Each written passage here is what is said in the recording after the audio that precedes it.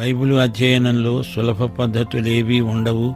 దేవుడు తనను ప్రేమించే వారి కొరకు ఏవి సిద్ధపరిచాడో అవి కంటికి కనపడలేదు, చెవికి వినపడలేదు, మనుష్య హృదయమునకు గోచరము కాలేదు. దేవుని వాక్యమనే బైబిలు క్రమబద్ధంగా పఠించవలసిన గ్రంథం. దేవుని వాక్య పాఠం ఏ ఒక్కటి నీవు పోగొట్టుకోవద్దు. దేవుడు తన దాసులను పంపి వారి ద్వారా తన వాక్యాన్ని నీకు అందిస్తాడు. వాక్యాన్ని కంఠహారము వలె ధరించాలి. దుష్టుల బోధలు వినవద్దు. చంటి పిల్లలు పాల కోసం ఎలా ఏడుస్తారో మీరు గమనించారా? దేవుని బిడ్డలు కూడా వాక్యమనే పాల కోసం అలా ఏడవాలి. వాక్యం కోసం వెదకాలి, జ్ఞానం కోసం అన్వేషించాలి.